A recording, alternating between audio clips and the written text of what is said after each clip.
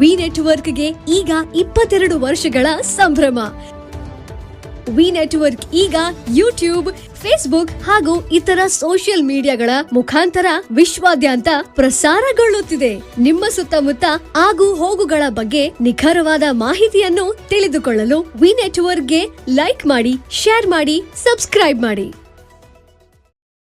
ಪ್ರವಾಸೋದ್ಯಮ ಇಲಾಖೆಯಲ್ಲಿ ಪ್ರವಾಸಿ ಮಾರ್ಗದರ್ಶಿ ತರಬೇತಿ ಪಡೆದ ಯುವಕರು ಭವಿಷ್ಯ ರೂಪಿಸಿಕೊಳ್ಳಬೇಕು ಎಂದು ಬೆಳಗಾವಿ ಪ್ರವಾಸೋದ್ಯಮ ಇಲಾಖೆಯ ಪ್ರಭಾರಿ ಜಂಟಿ ನಿರ್ದೇಶಕ ಸದಾಶಿವ್ ಬಡಿಗೇರ್ ಹೇಳಿದರು.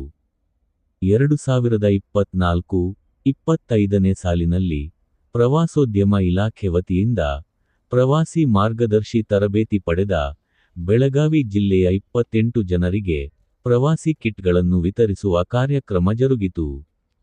ಬೆಳಗಾವಿ ಸುವರ್ಣಸೌಧದ ಮುಂಭಾಗದಲ್ಲಿ ಜರುಗಿದ ಸರಳ ಸಮಾರಂಭದಲ್ಲಿ ಬೆಳಗಾವಿ ಜಿಲ್ಲೆಯ ವಿವಿಧ ತಾಲೂಕಿನಿಂದ ಆಯ್ಕೆಯಾಗಿ ಯಶಸ್ವಿಯಾಗಿ ತರಬೇತಿ ಪಡೆದ ಯುವಕ ಯುವತಿಯರಿಗೆ ಪ್ರವಾಸಿ ಕಿಟ್ಗಳನ್ನು ಉಚಿತವಾಗಿ ನೀಡಲಾಯಿತು.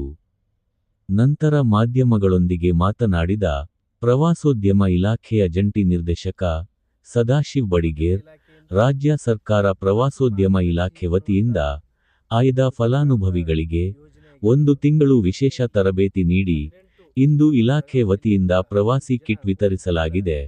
ಮುಂಬರುವ ದಿನಗಳಲ್ಲಿ ತರಬೇತಿ ಪಡೆದವರು ಆಯಾ ತಾಲೂಕಿನಲ್ಲಿ ಕಾರ್ಯನಿರ್ವಹಿಸಲಿದ್ದಾರೆ ಎಂದರು. ಪ್ರವಾಸೋದ್ಯಮ ಇಲಾಖೆಯಿಂದ ಪ್ರವಾಸಿ ಮಾರ್ಗದರ್ಶಿ ಅನ್ನುವಂಥ ಒಂದು ಸರ್ಕಾರದ ಯೋಜನೆಯಾಗಿದ್ದು, ಈ ಯೋಜನೆಯಲ್ಲಿ 18 ನಮ್ಮ ಬೆಳಗಾವಿ ಜಿಲ್ಲೆಯಿಂದ 18 ಜನ 1 ತಿಂಗಳ ಪ್ರವಾಸಿ ಮಾರ್ಗದರ್ಶಿ ಅನ್ನುವಂಥ ತರಬೇತಿಯನ್ನು ಪಡೆದುಕೊಂಡು ಬಂದಿರ್ತಾರೆ.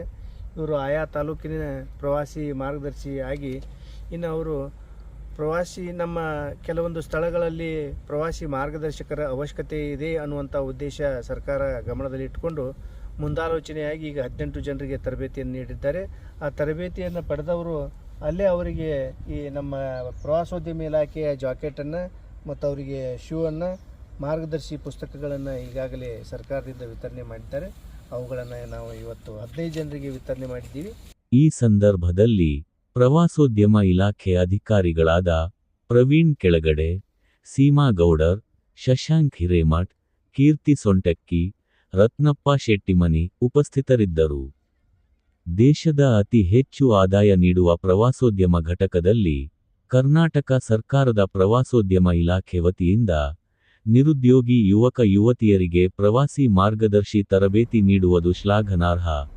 ಆದರೆ ತರಬೇತಿ ಪಡೆದ ಯುವಕರಿಗೆ ಆಯಾ ತಾಲೂಕಿನ ಪ್ರವಾಸಿ ತಾಣಗಳಲ್ಲಿ ತಾತ್ಕಾಲಿಕ ಉದ್ಯೋಗ ನೀಡಿ ಗೌರವಧನ ಅಥವಾ ಇಲಾಖೆಯಲ್ಲಿ ಉದ್ಯೋಗ ನೀಡುವ ಭರವಸೆ ನೀಡಿದರೆ ಮಾತ್ರ ಸರ್ಕಾರ ನಿರುದ್ಯೋಗಿಗಳಿಗೆ ನೀಡುವ ತರಬೇತಿ ಫಲಪ್ರದವಾಗಲಿದೆ ಎಂದು ಜನರ ಅಭಿಪ್ರಾಯವಾಗಿದೆ.